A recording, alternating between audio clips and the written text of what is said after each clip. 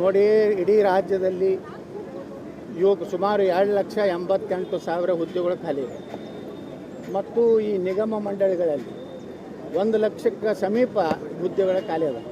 ಹೆಚ್ಚು ಕಡಿಮೆ 4 ಲಕ್ಷ ಸಮೀಪ ಉದ್ಯೋಗ ಯುವಕರಿಗೆ ಕೊಡಬೇಕಾಗಿದೆ.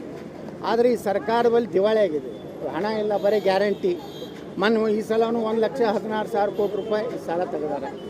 ಎದ್ರ ಸಲ ತೆಗೆದಾರ? ಅಭಿವೃದ್ಧಿ ಸಲ ತೆಗೆದಾರ ಅಥವಾ ಕೃಷ್ಣಾ ನೀರಾವರಿ ಪೂರ್ತಿ ಮುಗಿಸ್ತೀನಿ ಅಂತ ತೆಗೆದಾರ? ಏನೂ ಇಲ್ಲ. ಕೇವಲ ಸರ್ಕಾರಿ ನೌಕರರು ಸಂಬಳ ಮಾಡಬೇಕಾಗಿದೆ, ಗ್ಯಾರಂಟಿ ಇದನ್ನು ಮೇಕಪ್ ಮಾಡ್ಕೋಬೇಕು. ಇದರಿಂದ ಕರ್ನಾಟಕದ ಅಭಿವೃದ್ಧಿ ಆಗ್ತಾಯಿಲ್ಲ. ನಿರುದ್ಯೋಗ ಯುವಕರಿಗೆ ಇವತ್ತು ಏನು ಸಿಗಬೇಕಾಗಿತ್ತು ನೌಕರಿ, ಅದು ಸಿಗ್ತಾ ಇಲ್ಲ. ಅದಕ್ಕೇ ನಾವು ನಾಳೆ ಬಿಜಾಪುರನ ಕರೆ ಕೊಟ್ಟಿದ್ದೀವಿ. ಆದರೆ ಪೊಲೀಸರು ರಾಜ್ಯ ಸರ್ಕಾರದ ಒಂದು ಒತ್ತಡದಿಂದ ಈ ಒಂದು ಏನು ಅನುಮತಿಯನ್ನು ನಿರಾಕರಿಸ್ಯಾರ.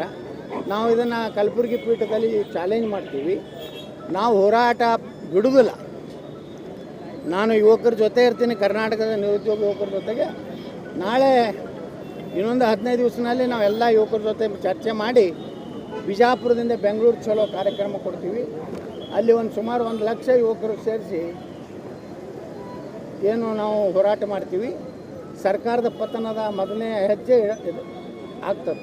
ನಾನು ಸಿದ್ದರಾಮಯ್ಯ ಸರ್ಕಾರಕ್ಕೆ ಎಚ್ಚರಿಕೆ ಕೊಡ್ತೀನಿ. ತಕ್ಷಣ ನೇಮಕಾತಿ ಪ್ರಾರಂಭ ಮಾಡಬೇಕು. ನಮ್ಮ ನಿರುದ್ಯೋಗ ಯುವಕರಿಗೆ ಉದ್ಯೋಗ ಕೊಡಬೇಕು. ಯಾರಿಗೆ ನಿರುದ್ಯೋಗ ಯುವಕರು ಉದ್ಯೋಗ ತಗೋತಾರಲ್ಲ ಅವ್ರಿಗೆ ಯಾವ ಫ್ರೀಗಳನ್ನು ಕೊಡುವ ಅವಶ್ಯಕತೆ ಇಲ್ಲ.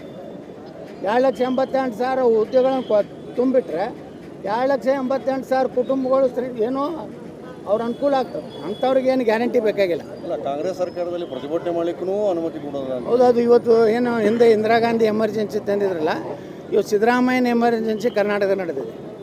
ಸಿದ್ದರಾಮಯ್ಯನವರು ಈ ರೀತಿ ಯುವಕರು ತಮ್ಮ ಬೇಡಿಕೆ ಬೇಡಬೇಕಲ್ರಿ, ಯಾರ್ಯಾರಿಗೂ ಪರ್ಮಿಷನ್ ಕೊಡ್ತಾರೆ. ಆದರೆ ಹುಡುಗರು ತಮ್ಮ ಈಗ ನೋಡ್ರಿ, ಅವರು ನಾವೇ ಆತ್ಮಹತ್ಯೆ ಮಾಡ್ಕೋತೀವಿ ಅನ್ನೋದು ಸ್ವಚ್ಛ ಮರಣ ಅದನ್ನು ಮಾಡ್ತೀವಿ ಅನ್ನೋಂಥ ಪರಿಸ್ಥಿತಿಗೆ ಯುವಕರು ಬಂದಾರ. ಮತ್ತು ನೀವು ಯುವಕರದ ಹೋರಾಟದ ಒಂದು ಹಕ್ಕೇನಿದೆ ಪ್ರಜಾತಂತ್ರದಾಗ. ಎಂತಿಂಥ ದೇಶದ್ರೋಹಿಗಳ ಹೋರಾಟಕ್ಕೆ ಸಪೋರ್ಟ್ ಮಾಡ್ತಾರೆ ಇವರು. ಪಾಕಿಸ್ತಾನ ಜಿಂದಾಬಾದ್ ಅನ್ನೋಂಥ ಹೋರಾಟಗಳಿಗೆ ನಮ್ಮ ಪೊಲೀಸ್ ಇಲಾಖೆ ಅನುಮತಿ ಕೊಡ್ತದೆ. ನಿರುದ್ಯೋಗ ಯುವಕರು ತಮ್ಮ ಭವಿಷ್ಯದ ಬಗ್ಗೆ ನೋಡ್ರಿ, ಲಕ್ಷಾಂತರ ರೂಪಾಯಿ ಕೊಟ್ಟು ಶಿಕ್ಷಣ ಕಲ್ತಿರ್ತಾರೆ. ಅವರಿಗೆ ಇವತ್ತು ನೌಕರಿ ಇಲ್ಲ ಅಂದರೆ ಅವ್ರು ಏನು ಮಾಡಬೇಕು? ಏನು ಅವ್ರೇನು ದಯಾಮರಣ ಏನು ಇದನ್ನು ಬೇಡ್ತಾ ಇದ್ದಾರೆ, ಅದನ್ನಾದರೂ ಕೊಡಲಿ, ಅದರೇ ಅನುಮತಿ ಕೊಡಲಿ.